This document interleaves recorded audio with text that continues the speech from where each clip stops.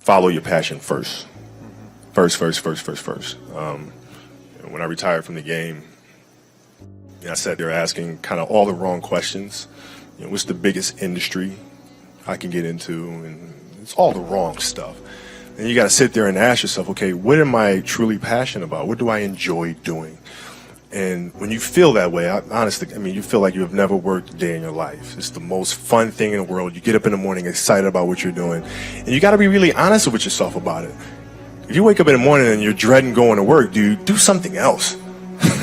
Right. Do something else. And those are hard decisions to make. But when you make those decisions, it's a very liberating experience. And you find out that the rewards will come.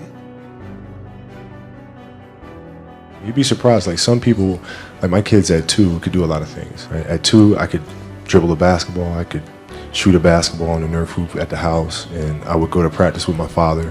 I would observe my father. I'd sit and watch games with him.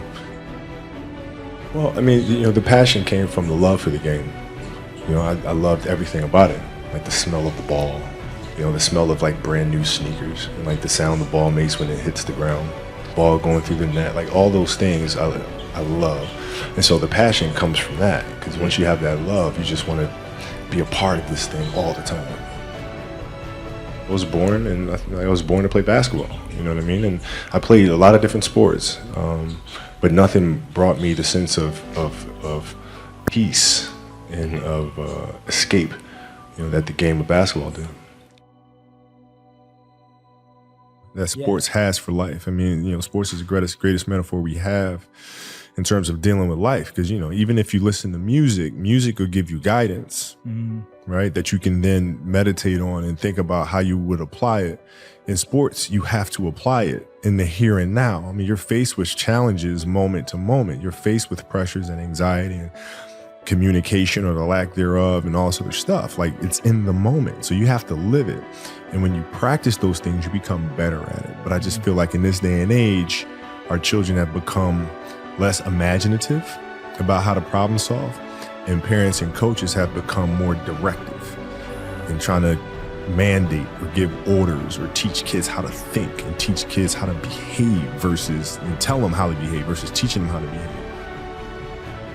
Basketball for me was the most important thing. So everything I saw, whether it was TV shows, whether it was books I read, people I talked to, everything was done to try to learn how to become a better basketball player. Everything. And so when you have that point of view, then literally the world becomes your library to help you to become better at your craft. I growing up in Italy. When I first moved over there, it was, I didn't speak Italian. I didn't have any friends. I had the game of basketball, and through sport and playing soccer, I was able to make friends and build connections. But it was a lot of time spent alone. And when I came back to the States, I wasn't the most athletic kid.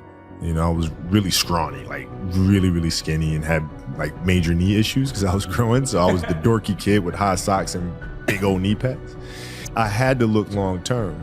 I had to look at it from a long term because I wasn't going to give up on the game. Right. So I had to say, okay, this year I'm going to get better at that. Next year, this, and then so forth and so on. And then patiently, I was able to catch them.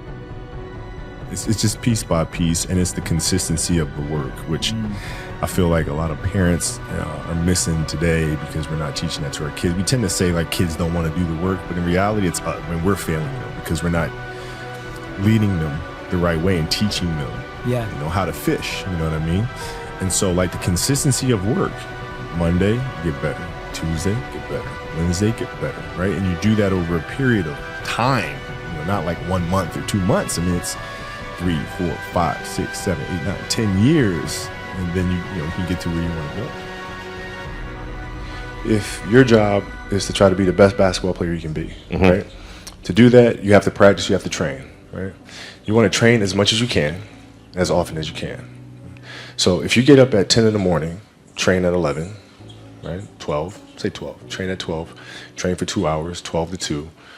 You have to let your body recover. So you eat, recover, whatever. You get back out, you train, start training again at 6.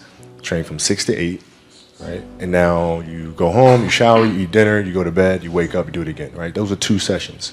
Right? Now imagine you wake up at 3, you train at 4. You go 4 to 6, come home, breakfast, relax, blah, blah, blah. Now you're back at it again, 9 to 11, right? You relax, and now all of a sudden you're back at it again, 2 to 4, and now you're back at it again, 7 to 9. Look how much more training I have done by simply starting at 4, right? And so now you do that, and as the years go on, the separation that you have with your competitors and your peers just grows larger and larger and larger and larger and larger.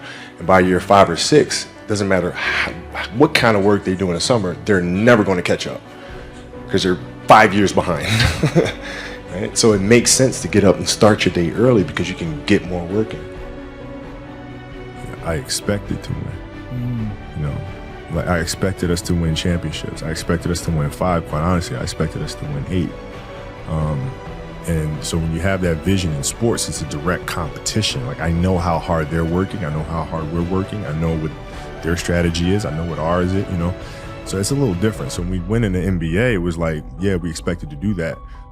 But now we're going to come back and we're going to do it again, And so it's that constant like, all right, you're churning. You win one championship, I'm back in the gym the next day, working, getting ready for the next one.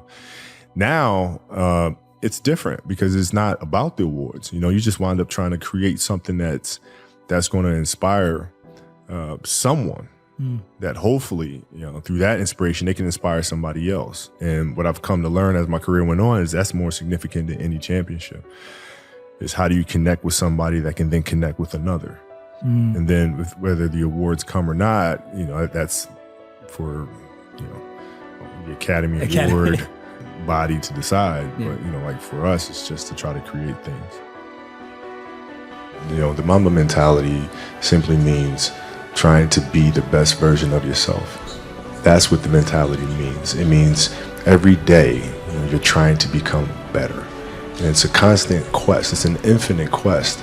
So starting at the age of 2, when I first started playing the game and on and on and on, I always asked questions. I always tried to get better every single day. I didn't feel good about myself if I wasn't doing everything I could to be the best version of myself. If I felt like I left anything on the table, it would eat away at me. I wouldn't be able to look myself in the mirror. Right? So the reason why I can retire now and be completely comfortable about it, because I know that I've done everything I could to be the best basketball player I could be. And so that's where it comes from for me. You can't leave any stone unturned.